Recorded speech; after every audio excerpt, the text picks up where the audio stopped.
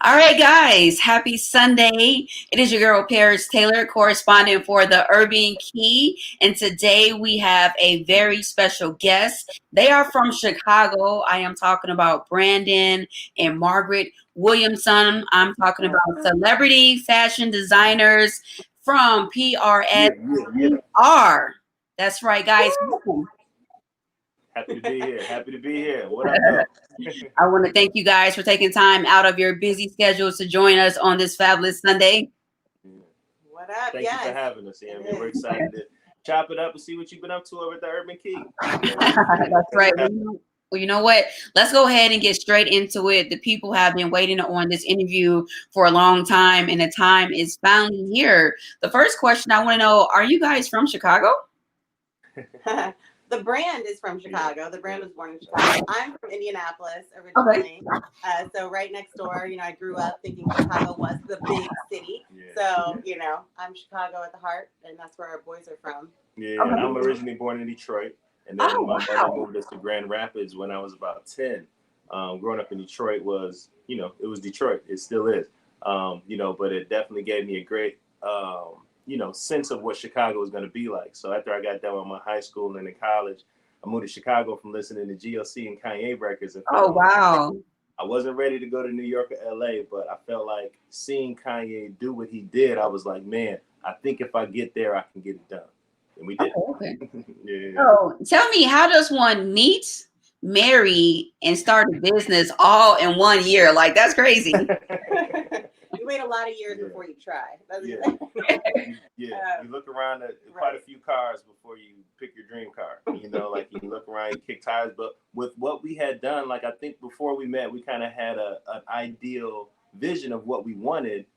But as you go through and date someone, you'd be like, nah, that's not what I saw. I saw something, this looks similar, but it's not it. And we were, we kind of gave up. We both gave up and we met each other and it was just kind of instant. A friend of mine introduced us at his album release party in Indianapolis. Okay. And that just allowed immediately. She told me about her traveling internationally. I told her about me traveling internationally. Okay. Prior to that, nobody had traveled internationally. I hadn't met anyone that had that experience. And then from there, it was just like, God kind of merged that together to, make sense for us to not be fearful for what he had shown us. Yeah. Okay. So did you guys both major in fashion design or did you major in like something totally different? Yeah, I majored in business marketing and international studies. Okay. I took the super corporate route and, thought I was either going to end up a big corporate lawyer or a high-powered CEO working for some big company. And so I followed that path, through college and career. I went to college and I tell the story all the time. Like I was taking an economics class, which I wasn't in fashion at the time. I was just into business ownership was what I wanted to do. I just didn't know what kind of business. I was in an economics class and the guy was telling us about the car company, the DeLorean. And he told me that the guy lost his company because it was the 80s and he was doing too much partying. He ended up losing his company. And based upon him having it taken from him, he dumped all the paint in the ocean so that nobody could ever paint the car that color again. He was so upset. You gonna take my company? Well, I'm dumping the paint in the ocean, so whoever gets the DeLorean, it won't be like this one. And I was like, I'm paying y'all how much money to be in here to learn how to be an entrepreneur? And you're telling me about this guy's hissy fit? So I stopped going to college in my third year, and I started to study how Jay-Z and Dame Dash created Rockefeller. Okay. Hey, I'm not mad. Time, right? We dig deeper and deeper into all these things each interview. I appreciate it. Yeah. Keep the questions coming. I'll send a couple there. Because we got married really quick, so a lot of that backstory we kind of skipped over. Even 8 years later, right? Yeah. Hey, that's the right question. It's all good. You know what? When picking a name, it's a very special process. It's nothing that you say, hey, I want that name. It's a lengthy process. So when picking the name PRSVR, well, first of all, can you tell the people what it means? I'll let you do that part. Okay, for sure. Yeah. PRSVR it stands for persevere. So, you know, Okay. you can pronounce it persevere, but we wanted something that would resonate a little bit deeper and a Okay. way that it's an acronym for it. So we removed the vowels out of it. You're left with those consonants, PRSVR. And then we took it one step further where the P stands for passion, the R Oh, stands for resilience, sacrifice, values, respect, and what we felt like were the fundamentals that you needed for perseverance. So, you know, there was all these that's nice. extra deep layers. Yeah, that's very deep. Very Yeah, deep. that's you Yeah. know, just these symbols to like, you know, keep on. Like the journey doesn't end, and you know, yes, we our goal, our mission is elevation. Why we call ourselves an elevated lifestyle brand instead of just a luxury brand or, you know, a couture brand. It's about continual elevation, and so that the name is a all the time reminder of that. Yeah, it's an homage to perseverance. You know, before I met Margaret, me and two of my college friends were creating our brand. And at the time, we were kind of just like a design team. Like we would take Air Force Ones and put Gucci print on it and, you know, do a lot of customization to match your throwback jersey. And we just did a lot of stuff like that. But we had gotten pretty big in the Midwest. You know, but at that time, Nike would stop selling all white Air Force Ones during the colder seasons. That was our base model shoe. So we needed that shoe in order to get to work because people Right. didn't like wearing all black ones. Like they just didn't Yeah. do the same kind of whatever we were looking for. You know, so this guy told us one time, like, man, y'all should just start your own shoe company, bro, and just stop depending on them to do that. And I was like, how 3 black dudes from Detroit gonna start their own shoe company, bro? You sound crazy. Like that's not a good idea. And we just kind of put that feather in our cap and just continue to go on. I remember when I was supposed to get done with college, I was supposed to have an interview for Sean John, Okay. but I didn't go. What? Wait, you didn't go? I didn't go. No, because at the time they had done some things that I didn't really line up with what I was trying to do. Okay. It was some weird stuff that happened. Right. 20-year-old entitlement. Right? Yeah, 20-year-old entitlement. They were stealing designs, bro. You can't steal designs. And they stole it from my friends. Like, Oh, that's crazy. That's crazy. I told them, like, it was just weird. So, like, I don't want to go work in a place where I'm not really going to be able to create. So my guy was just like, man, we should call it like persevere, but in French. This is the time when everyone was pronouncing Louis Vuitton as Louis Vuitton, and Right. channel was a big deal. So we went to intentionally make something hard for you to say. So he was like, call it persevoir, because he thought that was how you said it in French. So then I called a friend of mine, and she was like, no, you said persévérer is how you say persevere in French. Try typing that into your web browser, though. Exactly. Yeah. So we had to, you know, went through several different shaving offs and reframing and recreating and figuring out what those things were that were important about the word persevere when we saw it. You know, and it's like, you know, certain letters have more emphasis than other letters. You know, like Exactly. so looking at the letters, removing the vowels, and then creating this fundamental basis that we're building our lives upon. Like persevere is my life's work. This is what I do in my life. When they were like, well, what Brandon do? Oh, he created persevere, took that all the way to the top. That was what he did with his life. He architected this idea that didn't exist before. People copied it. People emulated it. People did all kind of things to it. Like he added his creativity into the world. So with that, it's like, okay, cool. Like I can be fine with however that story goes through, but you're going to get some extra feeling with that. You're going to know, like, you know, you're going to have to be passionate. It's not going to be easy. You're going to need to be resilient. If you want anything done well in life, you're going to have to sacrifice to get it. Right. As you go along and you start going up these levels, you're going to need to have a value system. You can't just go up there and not know how to get this done. And you're always going to have respect for other people and for the work you've done so that you can make sure that you're charging the proper amount of money for the work you're about to do. All those things are going to be needed in order to persevere, which means nothing more than getting to the next level. Just trying to get to the next level. We're all just trying to get to the next level. It's Monday, bro. I'm just trying to get to Tuesday. A lot of people don't make it to Wednesday, and we see it all the time. Like, bro didn't make it to Thursday. Like, I just saw him yesterday. Right. Somebody just got, like, I just did a song with him today at 4 a.m. Like, he's no longer here. Like, we don't know, right? Black people don't always know we gonna make it to the next spot. So as long as I have perseverance in my heart, bro, I'm at least thinking about what I'm gonna do tomorrow, which is a lot more than we can say for a lot of our people. I think that is definitely an amazing story, and I commend you guys on that. You guys took a lot of time and thought when you put this brand together, and I think that is just absolutely awesome. Yes, you're welcome. How has being in the fashion business changed your lives? Wow. I did a lot of talking. You know. That's a fun question. I mean, from a little girl, of course, I always liked fashion. I never considered myself, even if there was a possibility to have a career in fashion. That wasn't something that, I felt like we were allowed to dream back. I'm a millennial on that cusp. So, these 80s, 90s times that, you cut things out of magazine, but to imagine that you would be in a position to be able to doing those things, continues to blow my mind on a daily basis. My first job was at the mall at Express. Oh, cool. I always loved it. I remember after going down that corporate ladder and sort of reaching all these goalposts that I had set for my young life, I reached 25 and freaked out and quit my corporate job and sold my big beautiful house and broke up with the fiance of the man that I thought I was supposed to marry, and I gotcha. Started all over and found myself back working in a boutique, managing a store, getting in front, getting that retail part. And for me, it was just a way that fashion can explain things for you without you having to find the words. So much of my career and things that I had to do where you had to find the words to say, and you have to find the words to describe what you're feeling and what you're thinking and what you're trying to offer. And fashion allows you to make those statements without having to say anything. And, when I was able to meet a man that sort of laid this at my feet, in a way that he had done so much of the background work and had such a wonderful seed and this great idea that, one of the fundamentals was that, the mascot and this big, huge necklace he wore around his neck that was a flamingo. And why, today all of our pieces have like this pink lining inside is, this bird that's so bold, so beautiful, but I've never heard a flamingo squawk.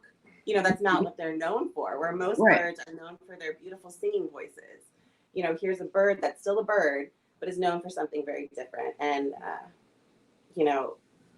being able to now have a career, so to speak, in fashion and be not just the girl that worked behind the desk. Exactly. The girl that owns the building that the desk is in. Yes. You know what I mean? Not just cutting out pictures in magazines. I'm cutting out pictures of the clothes that he made and I sold, and that's what's in the magazines. And so it's been such a, sometimes you can't even stop and sit in it because you just get overwhelmed with, with the joy and with the honor and the gratefulness, the gratitude, the humility.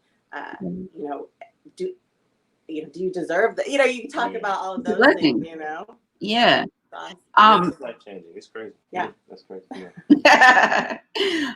Being in fashion, what is travel like for you guys? Like, I can only imagine that you're traveling everywhere to maybe get certain print or so. Like, how is that like for you guys? Traveling was always such a it was a big part of my early career. I've been able to go to Milan and study how to be a cobbler. One time this thing called the Italian Trade Commission out of Chicago picked me out of a whole bunch of people. Oh, awesome. It was like, hey, we want to send you over here to learn how to make shoes better and how to make luggage better. So traveling, being from Detroit and moving to Grand Rapids. Grand Rapids and Detroit are two very different places. Like, people in Detroit think that Grand Rapids is very suburban and it's just so nice. Right. But that's where Floyd Mayweather from. You don't learn how to fight like that just from learning how to box. Oh, wow. And I moved into a city where everyone is related to Floyd. Or if they're not related to Floyd, they dated somebody. So it's kind of like, oh, y'all cousins now. You know what I mean? Like, y'all go play with your cousin in the other room while I talk to his mama.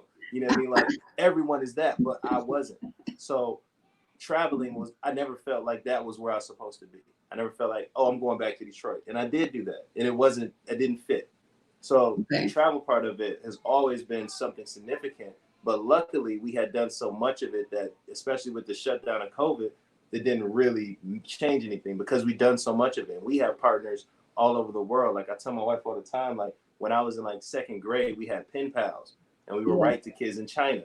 Right. It probably wasn't real. They probably really didn't write me back. It was real. It was real. That sounded like it was real. Yeah, it was real. Detroit, y'all. But I'm sure that they sent the letter to someone, and then the teacher probably wrote it back, and then wrote it to me. Because how would that kid in China know how to write perfect English sentences? You know what I mean? Like, they have translators.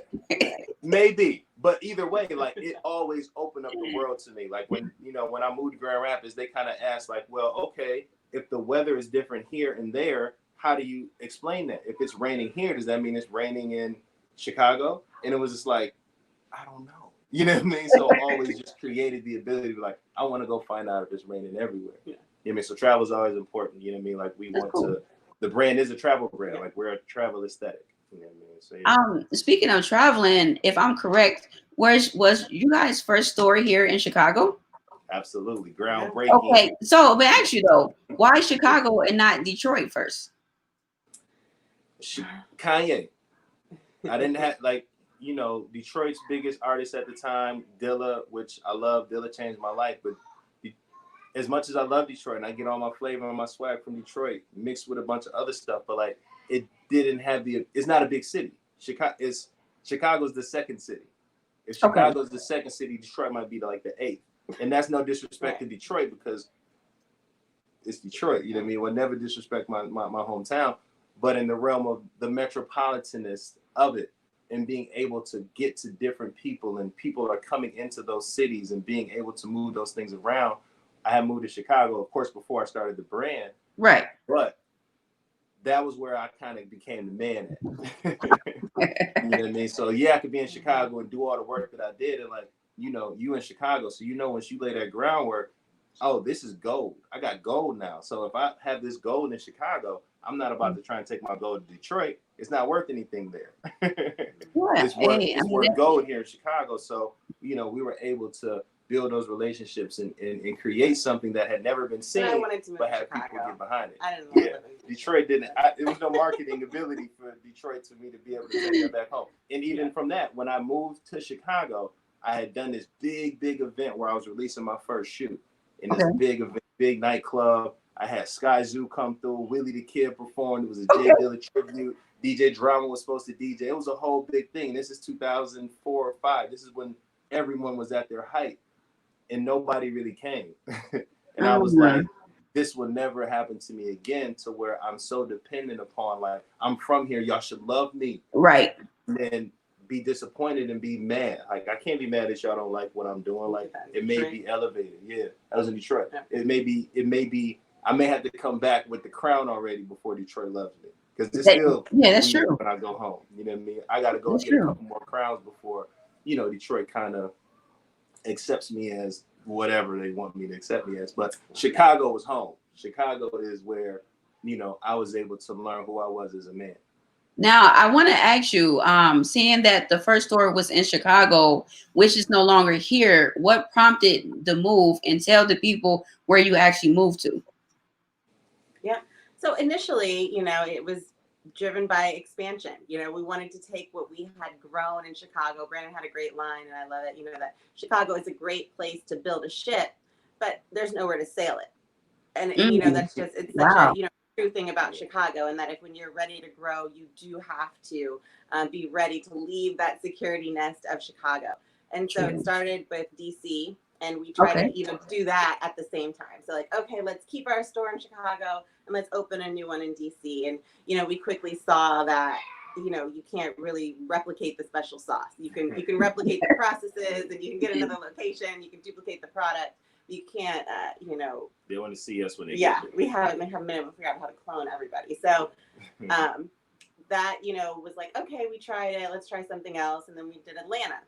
Okay. Atlanta was the first time that we decided to, like, hey, let's move the family out of Chicago and go down to Atlanta to open that location. And so then we at the same time tried to do them both at the same time and put someone else at the Chicago store. Okay. But, you know, Chicago's used to seeing us. You know, that's true. Why a lot of our clients were coming there. You know, if you just wanted the clothes, you can get those online. Right. But if I'm going to come to you in person, they were coming for a purpose. Yeah. And so Chicago, you know, we had a sort of closed door in Chicago and we focused on Atlanta. And that was an amazing experience. And it gave birth to this concept of like a roving retail experience. So we had always done pop-up shops, you know, that would work anywhere from a day to a weekend. But it's like, what's further than that? You know, how can you really create a community within a city that allows it to expand and really hook into the brand? Because we had seen like, okay, once I can get you in front of us, you can touch, you can feel, you can try on. Yeah, exactly. Then it's really easy for you to have the confidence to purchase online. That's true. For some, you know, you want to see it before you're spending hundreds of dollars on a website. Totally understand that. And so we wanted to, start creating this thing where we would move on a more permanent basis, right? So whether it's a month long, which we did in Indianapolis, where I'm from, they called us in to open up a store in this new downtown structure that they were, wanting to popularize. We did, a lengthier one in Detroit. We kept that Atlanta experience open. We were coming out to LA, 2-3 times a year. And it was on one of those trips that we just, kind of looked at each other and said, like, is it time?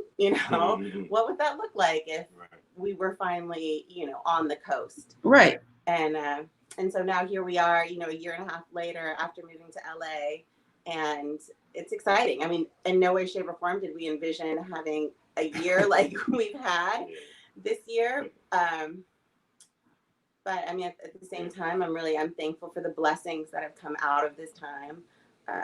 Trying to keep our eye on the future and what could have been meant, right? Because we know that everything happens for our good. And so how can we find, good in even the worst of situations? Yeah, I totally agree with you. During these difficult times, it is definitely still a blessing to have your business and still to be working. So with COVID-19, how were you guys able to stay afloat? Because a lot of businesses have actually closed. So how have you guys still been able to remain successful during these times? Last year, we had taken a course at Dartmouth. We were, Shea Moisture had allowed for Margaret to take this course, and it was like scaling your minority business. So we're like, all right, cool. I don't know what we'll learn here, but whatever. We don't really have a business that's as scalable because our product is pretty expensive. It's tough to scale things of this magnitude. So that's not our goal to attempt to sell 1,000 of something all the time. We know we're a smaller batch. But they were saying about how we always have to be ready to pivot your business. You know what I mean? My business is not selling leather pants. My business is completing a task. My business is seeing that you wanted something or guessing that you might want something and being able to complete that task. That's what I'm good at. I'm good from going start to finish by myself, getting it done, delivered to your door. Might be a couple of days later. I don't ever know what DHL is doing. That's not my part. My part, everything on my part is done and it's thorough. When you get it, it's going to be good.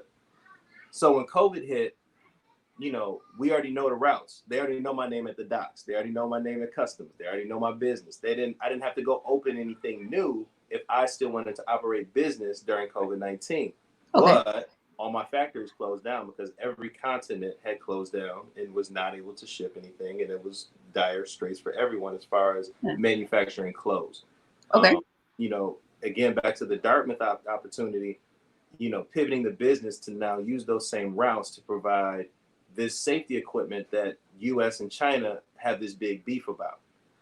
So the U.S. isn't allowing things in, but I already have the routes. So we just went on to start supplying personal protection equipment to hospitals, to city municipals, to schools, to people that have businesses. So we were able to take what we had already done with our routes and our contacts and the people we know on the ground in these other countries and immediately get product into the U.S. that no one was able to do.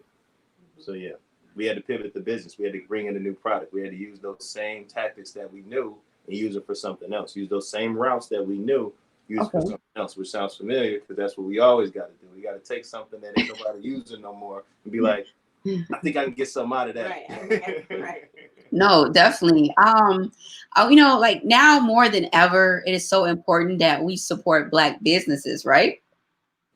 So what would you tell someone who has experienced bad customer service with a Black-owned business? I have a lot of friends like, well, I went here and I wasn't happy. So what advice would you tell, just the culture? Like, it's so important that we really support each other. And before I give my opinion, what would you guys say?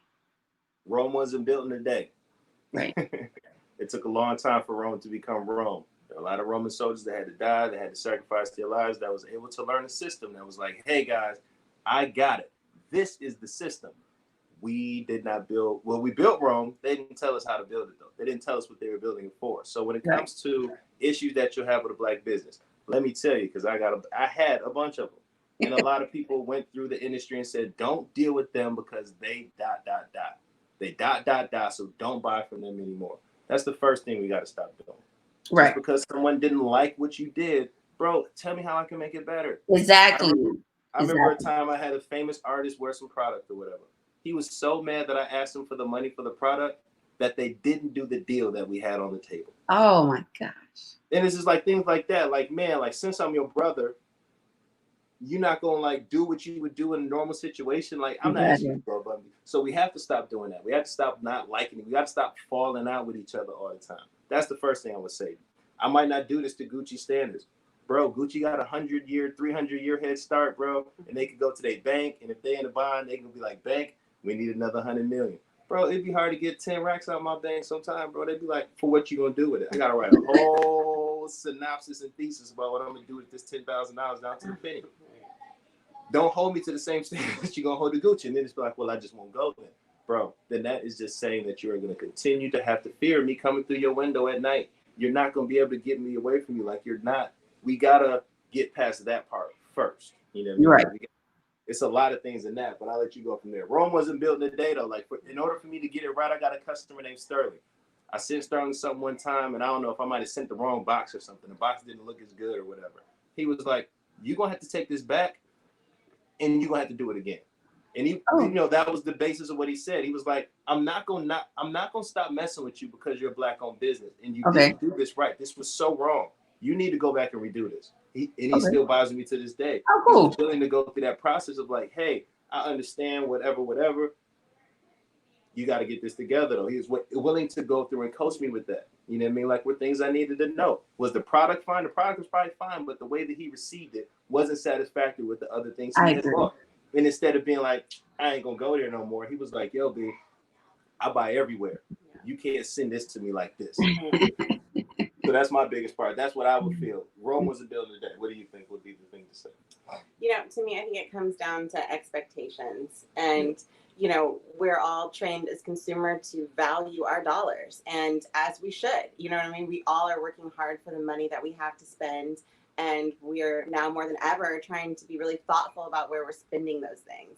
And so in that, right now we're putting an increased level of, you know, perceived or expected satisfaction on these, you know, whether it's big businesses and we're forcing, you know, Quaker Oats or putting pressure on them to change their brand names, you know, down to now, you know, this brand new Black small business that I've now decided in my, you know, woke status to give my money to, which is great. That's where we need to be. We most definitely should be circulating our dollars within our own community.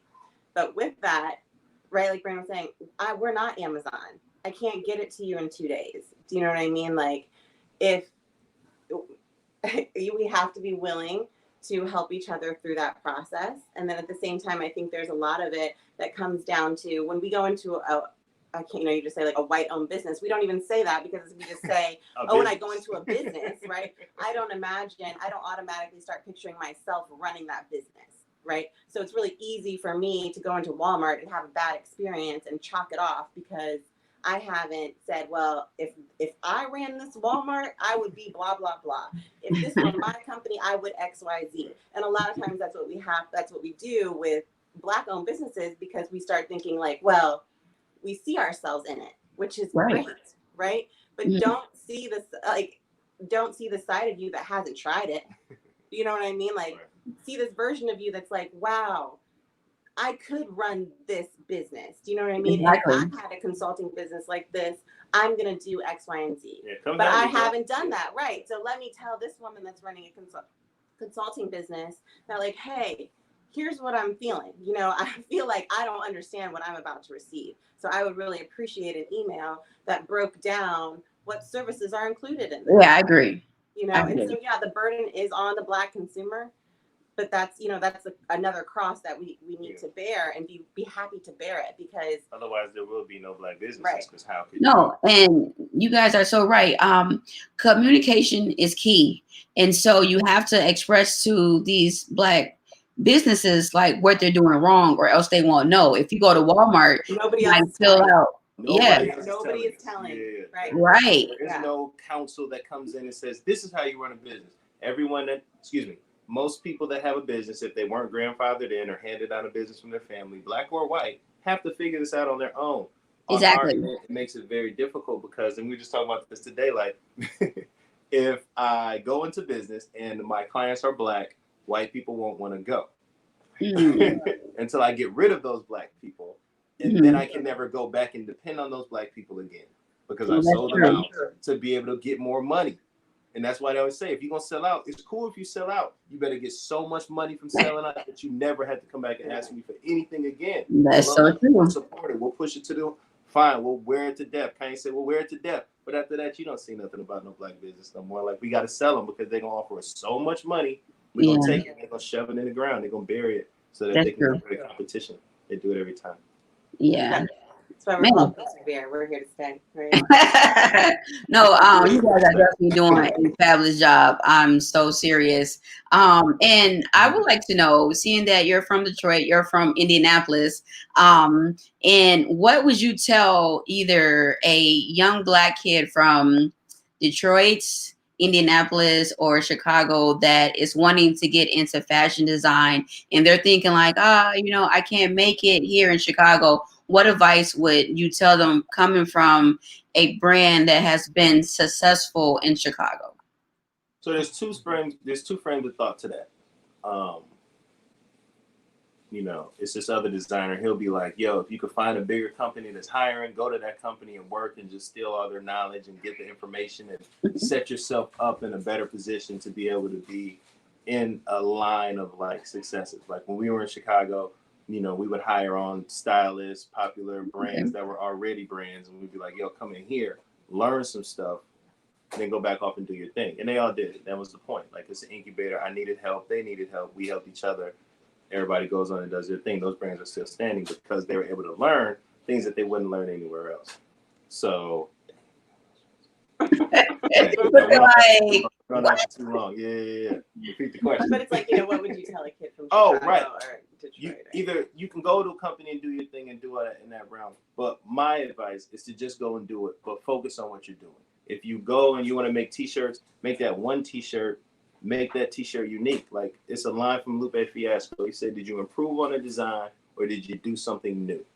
We all have t-shirts. Did you improve the design of this t-shirt? Did you make it a better graphic? Is it better than the graphic? In Chicago, a lot of the brands will use the same company to do everything. They'll use the same shirts, they'll use the same graphics, they'll use the same graphic designer, and it all will look alike. And it'd be like, well, I'm only picking which logo I like better.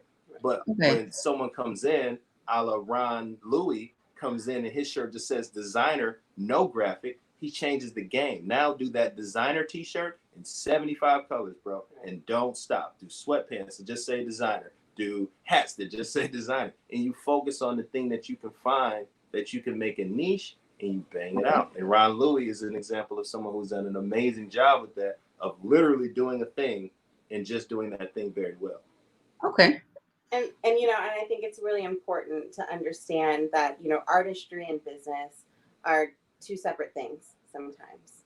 And, we find ourselves in a really unique scenario where, because we're partners in this, Brandon can take the time to be on the artist side and be on the creative side.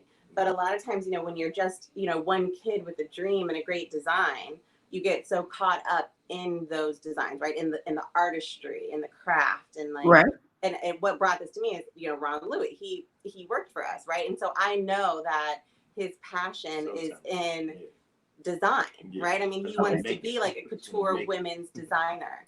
And how much of a bitter pill would that have been to have to swallow to have your, most successful creation be a blank tee that said the word designer? Right.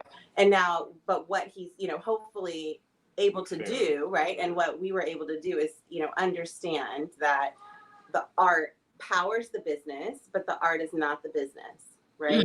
In reality, we need to be changing this art on a cyclical basis. And so if you're tying your success into purchases of your art, I mean, that can be a really painful process to have to be into. And so I would say, don't do it. Do you know what I mean? If someone said like, hey, I want to design a line, and when we have, clients and they think that they're at that part, most of the time I sort of dead my own sale because y'all ain't ready. Right. You know what I mean? There's certain things and certain questions you need to have answers to before you start paying somebody money. And those things are, have you thought about the price point? And that during one of our mentoring classes, that's the whole thing is, okay, what materials do you want to make and what kind of t-shirt? And they're like, oh, we want leather here, or we want, it silk screen and heat embedded and elongated hem with zippers on the side, the super designer tee. Right. And it's like, okay, going through adding up like how much these things would cost. And it's like, well, how much do you think, you want to sell this for? Like, oh, I think I could probably get, my boys and everybody to give me about $25, $30. Mm-hmm. Right. Well, it's going to cost more than that to make this t-shirt. Exactly. So, sometimes you have to be able to look at things from a not so artistic side to really understand how to run the business part of it. Absolutely. You guys are really giving some good knowledge here. I want you guys to know that. Like, seriously. Back to earth. Right. So how would you guys define the word fashion? What does fashion mean to you guys? Nothing. Fashion. I mean, nothing to me. Yeah. I mean, to me, like fashion is right. Exactly. Make it, when we say that, make it fashion, like make it pretty. You know what I mean? Make it sparkly. Make it something that I'm excited to put on. And, Persevere really treads that line where, normally we're all about silhouette and we do really muted color palettes and it's just about little flashes of pizzazz to like this, like the Egyptian sunrise bomber that is full of pattern and, is a conversation piece in itself. And so to me, fashion is something as simple and classic as a crest on a, crew neck sweater. Or something as bold and colorful as, a tapestry that tells a story inside of itself. Right. It's like the separation between, a lot of times they look at fashion as design. And, due to the creatives we've had in our lives, we recognize design totally separate. Fashion is more so the way in which we do it or the way that we make it ours. Like, so the way that Margaret puts this jacket on, that's fashion. The jacket isn't fashion now. The jacket is design. You know what I mean? That's art. But fashion was the way that I decided to put this on with another shirt and it's 88 degrees in the house. I feel like that's style. Like, it's like fashion and style. I think are more synonymous. Define the terms for yourself. Style is how you walk around when you wear it. You know what I mean? So we got to break all the terms down. Swag. You said it. My fault. Oh, okay. I thought you said that's where you. Okay, so when creating your clothing, where do you guys get the inspiration from? P. Diddy, 1996 to 1999. No, like you had asked. That is it. But you had asked a question earlier about like how some of the things happen. It's like I remember being younger and looking at this rapper called Noriega because the Drink Champs. The Drink Champs hope like he had released his first album NORE, and I was looking through the booklet and looking at the fashion because that was the way that rappers would be able to show you what they were wearing. That was the only time they were taking pictures, a magazine or true. That's true. So it's like looking through the CD book. It's like, man, they so fresh. And I wanted to be a rapper. That was my initial thing. You want to be a rapper? Yeah, once upon a time. You've got an album one of these days, right? 10th anniversary. We'll drop it. Never, ever, never. Yeah, but my contribution. I wanted that to be my contribution to hip hop, but it was like I didn't. That's not my persona. You know what I mean? I'm a great writer. I'm not a great performer. And the most of the thing about artistry is performance. So like, well, how can I still make a contribution to hip hop without rapping? You know what I mean? So it's like, okay, cool. I'm gonna make the clothes that go in this booklet. I'm gonna make the shoes that they wear with the fancy clothes that they get. Right. So it's just always kind of treading on, not necessarily feel like I could get the actual celebrities, but the people that were influenced by those celebrities, I'm gonna meet you with a special piece that's gonna be unique to you. You know what I mean? So it's like that was the kind of the connection that laid out for me. Okay. So what sets you guys apart from other designers? Yeah, I mean, it's not bad other than that, but you know what I mean? Like, I'm the best. You know what I mean? For us, it's always about, creating the clothes that you want to wear. And, we, before the age of where everything was on live stream and you could watch things happening, as they were, the runway and couture clothing and luxury was always sort of built in this fantasy land, right? Even when you talk about like, Puff, 96 to 99, I mean, those were super shiny suits and, this larger than life type of wardrobe. And yeah, we all, imagine being that for a day, but even Puff only wore that for a few hours while he was filming a video. You know what I mean? That wasn't his lifestyle. That wasn't the real life. And so Persevere is creating the clothing for that type of lifestyle. So what you can actually be wearing, not only just for the special moments and for the video shoots, but when you get out of the video shoots, it's also the sweats that you put on, it's the sneakers you wear, it's the glasses that you wear every day. It's, you know what I mean, the bomber jacket that just makes you feel special even when you're just going to the grocery store or sitting on your couch. For us, that's what makes it special. It's creating clothing that lets you shine, you know, and kind of gives you that extra piece of confidence to not have to worry about what you have on, because that's not what anybody's here to talk about. You know what I mean? They're here to talk about you. And so that's what makes us special. Oh, I like that. I definitely like that. You guys have styled so many people, from Cardi to Nicki to Tank, and you guys referenced Diddy. I have to hear the story. I'm so curious to know, when it came to Diddy, did he come to the store and say, I want this or that? Or did you guys say, hey, I think this will look great on you, Diddy? Take this and run with it. So tell the people how that came about. Right. No, the amazing legend of Groovy Lou actually came by to our space. So Diddy's stylist, Diddy stylist. Dante from Fashion Firm was escorting the legend around town. So he's taking him to all the stores, took him to Sir Madam, took him to, you know, of course, the Fashion Geek, you know, took him by the spots. Right. And I know Groovy Lou for the fashion, you know, through being history. And I text my friend Avery. I was like, Avery, I don't know that they're gonna bring him here, so I need to intervene and let you know to tell him there's another place on the route. Right. And they did. They hit Lil Luke because he kept saying like, "Yo, it's a husband and wife. I don't remember their name or their brand name, but I know they're from Chicago. I gotta get over there." And he just kept saying like, "I can't remember the name though." So my friend Avery texted him, and he came by and, you know, was able to see like us in our aura. You know what I mean? Like, usually when we see him, we're in Vegas and it's just through passing. We're in LA and it's through passing at an event. I can't really show him who I am though. You know, so he came to the spot and, you know, this guy, you know, the red leather jacket that Biggie's in, he started like Biggie wearing Versace. Like, that's Groovy Lou. Like, that's what he does. He's a Puff stylist. He's the creative director for that. So when he came, he like picked out our shoes, and it was like a big time event that Puff was doing to like, you know, honor like the 50 top some daily owned representatives in the city. He was going on a tour, city to city. So we were like, man, if he wore the shoes here, we'd just pass out, bro. Like, our friend Chris from 3 Deep had set it up for us. Hey, I went to school with Chris. But go ahead. Okay, cool. Sorry. I need to send him something. I didn't forget. But but he had set it up for us to be able to go to the event. But Groovy Lou came to the store, so Groovy Lou picked out the shoes and he picked out a coat. But at like the coat, I was like, oh wait, no, he picked out the coat because Puff is a suede guy. Puff wears suede all the time. So he picked out the coat for him, and then I was like, man, wait, let me grab this shoe for you too. Like, they would look crazy with the coat. And then just gave it to him, not knowing what would happen. He was like, you know, big homie like it, big homie will wear it. I can't make him do it or make any promises. And it happened twice. You know what I mean? Right, that night we're getting ready. This was like Snapchat or something was just kind of rolling out, like dating a little bit, and like, you know, we'll be like, Diddy's on a Snapchat, you know what I mean, giving like a whole closet tour, you know, with the shoes on it, and talking about how, like, you know, I got these custom, they're just one of one, and you know, we were so excited, but we're like, no, they're available, come buy them. You know? Right, and that was what happened. Like, since it was something Puff had never heard of, he was like, these must be brand new and only for me. There are no other pairs. So that kind of messed up the follow-up.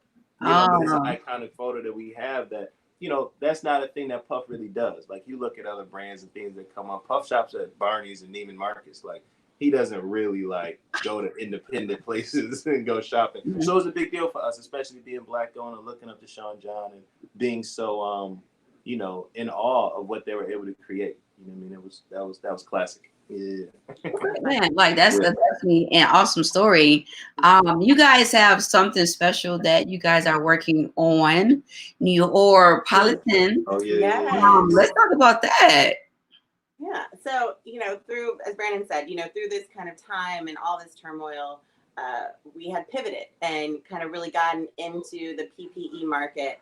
But the core of us is still in fashion, right? We want to make everything, you know, a little sexy, fun to wear, something that you're excited about. And, you know, Persevere Safety taught us about the importance. You know, why does everyone need to be moving into this sort of post-pandemic era with safety on their mind? And we really do. It's, it's something that's very important. But if we're going to be out in public right now, I think at a minimum, what we can do is put a face mask on.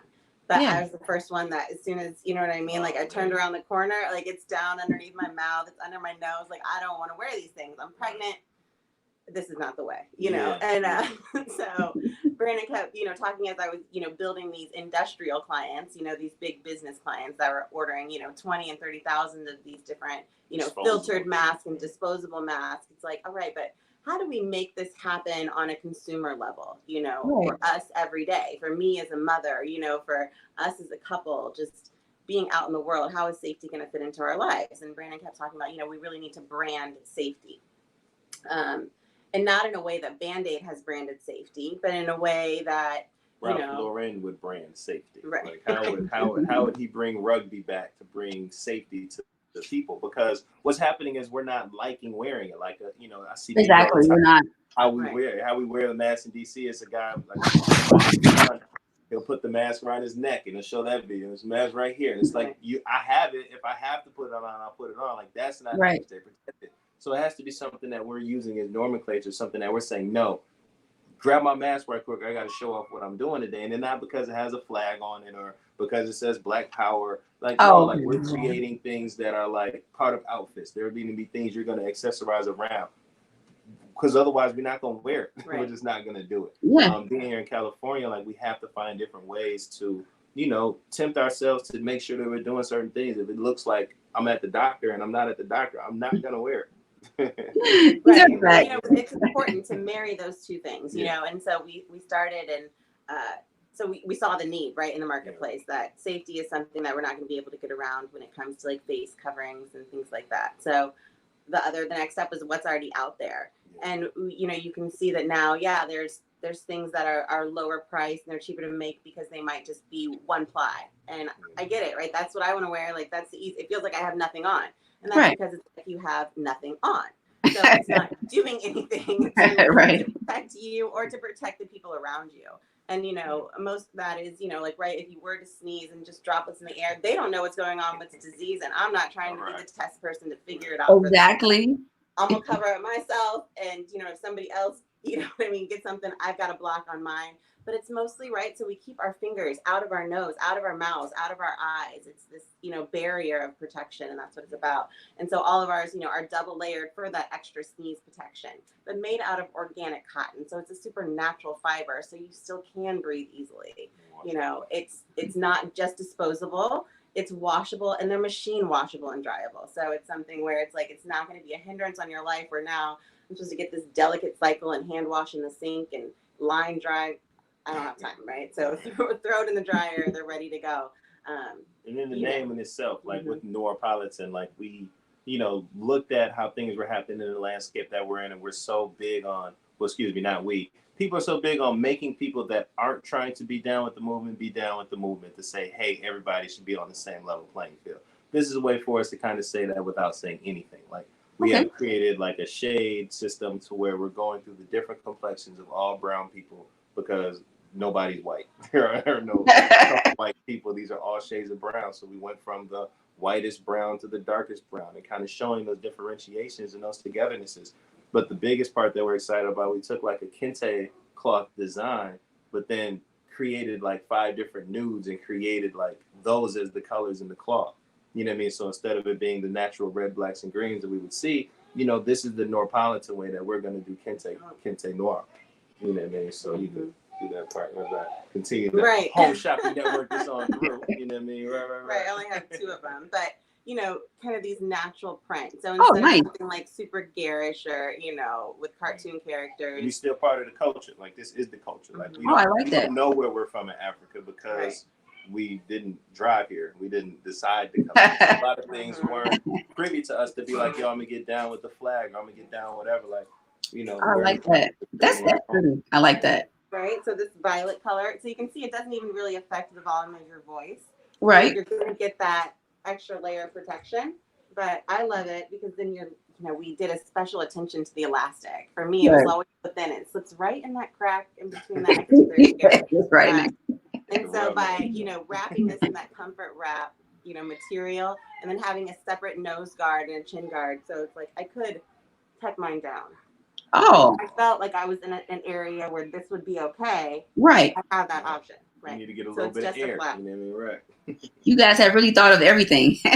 Right, because we kept having to, excuse me, she pregnant, so I had to go to the grocery store like 5 times a week, and it'd be like, man, I'm not trying to go get another disposable mask or another pack opening just to go and do this 5-minute thing, Right. you know. So it's like, okay, we know the issues that we're up against, you know, as far as design and as far as protection. So merging those two things together and creating no policy.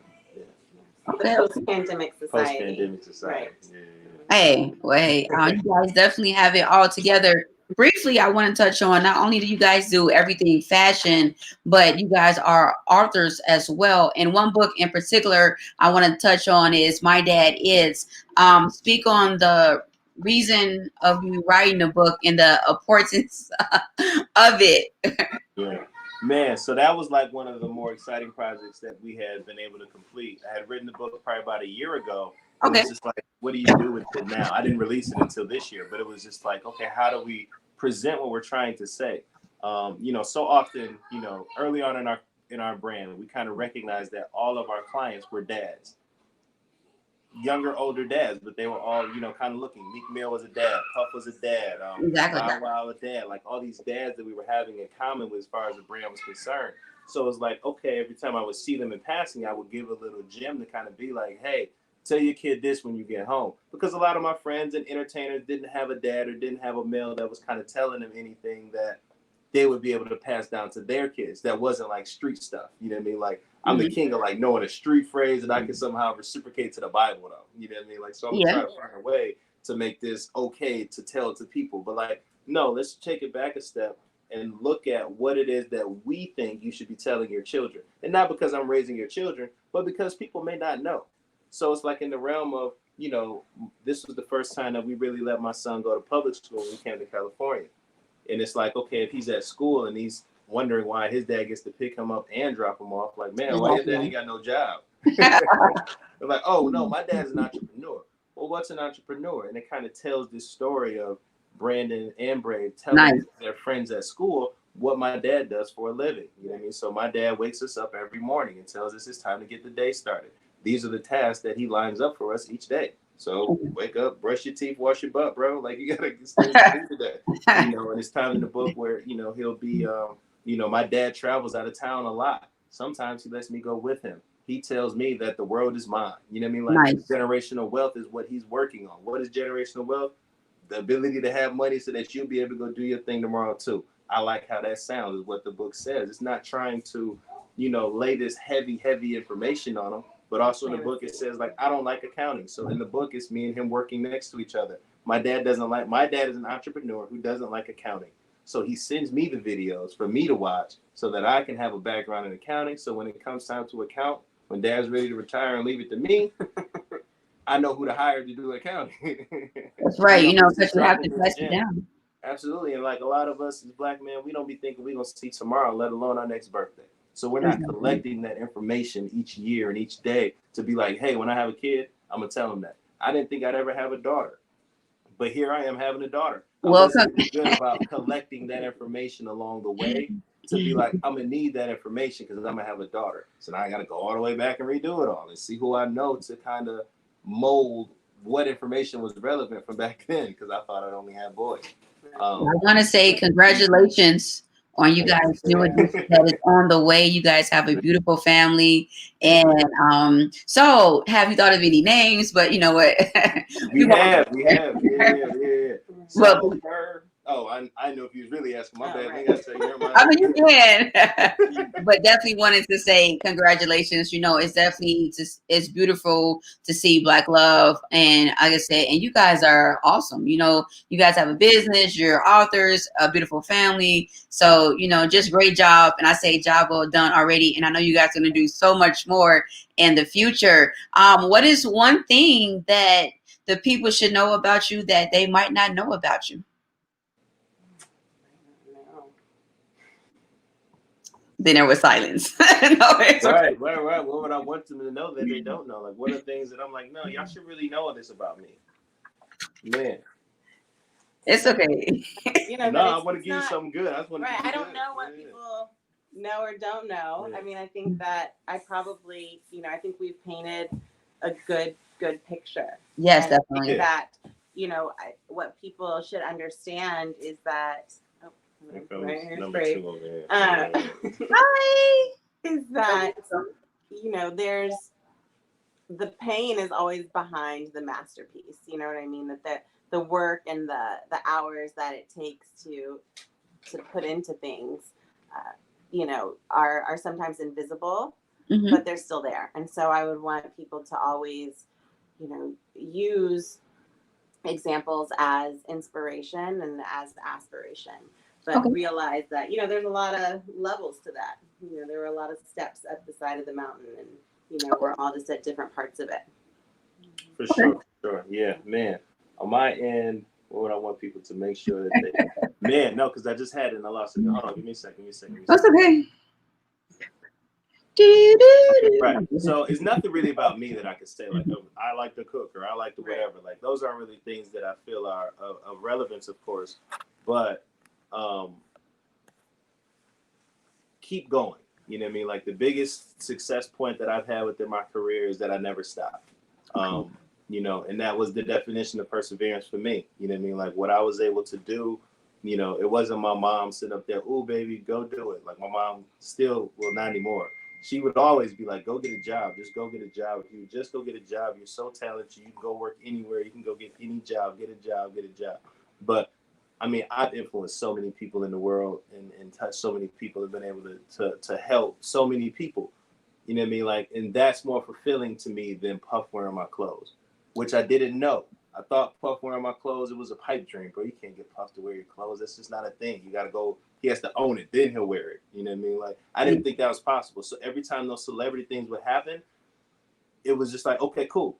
Keep going. There's no time to celebrate. That's not the feeling that we got to show you the end of the story and then let you go through it. So the smile I had on my face at the end of that story is not the smile that I had on my face when Puff wore the jacket. So it's like, we have to know that, like, as long as you're still here, you still got work to do. Okay. And then when you don't have work to do, we've seen it happen. We've seen Nip have been taken from us. We've seen George Floyd be taken from us. Right. We're still here, so we still got work to do. You know what Exactly. I mean? So that's how I feel personally. Like, if people ever need my help with anything, I'm going to at least tell you I can help you, but I'm going to try to help you as much as I can because that's what I'm here for. So if y'all need help, that's what I can leave you. If you need help with any business, creative things, like, there is a charge for other things, but just getting help, there's no charge for help. I can't charge you for helping it. Well, that's amazing. Some money, though. I'm going to have to get in on that. No, that's amazing for you to extend that out to people. I want to thank both you guys for taking the time out of your busy schedule to join us. We definitely appreciate it at the Urban Key. How can the people follow you? And also, if they want to support the business, the brand, where can they go to get the merchandise? I mean, yeah, we're all over the internet as PRSVR, Peter, Robert, Sally, Valley, Robert, PRSVR. You know what I mean? So, like, that's where you can find us on that. If you're looking for face masks, Norpolitan, NOIRPOLITAN. You can find us all through there, Brandon and Margaret Williamson. If you Google that, you'll find us, and it'll list all the Black Wealth Management businesses that we own. But don't worry about that, y'all. Go find the people in your local communities and go buy some shit, bro. Excuse me. Go buy some stuff. We gotta find a different way to support Black business. Like, it's a lot of Black businesses that are doing well, and we're getting in Target and we're doing stuff, and we need to get this back local. We're going backwards a bit. You know what I mean? So check out me for inspiration. Buy in your local community, though. But if you're a local business owner that needs personalized face masks, right, most definitely hit us up. If you're in a position where you're ready to step up your manufacturing game and you're on a local level and serving those local communities, reach out for us. There's a reason why we've already jumped over all these hurdles. And we kind of teach you, when to jump, when to move right, when to move left. And that's, really what we want to do. All right, guys. So make sure you guys follow them, and make sure you definitely follow the Urban Key on Facebook, on IG as well, and follow Paris Taylor me on IG, Facebook, and Snap as well at Paris Taylor 22, PARISTAYLOR 22. Once again, guys, thank you. Phenomenal job. continued success. And anytime you guys have anything new going on, whatever you want to promote, please feel free to contact the Urban Key, and we will bring you on because we definitely believe in supporting Black businesses. Enjoy the rest of your Sunday. Yay. And you guys, hey, have fun and be safe out there, okay? Thank you, Paris. Do the same, guys. Y'all You're take welcome. care. Bye-bye. Peace. Bye.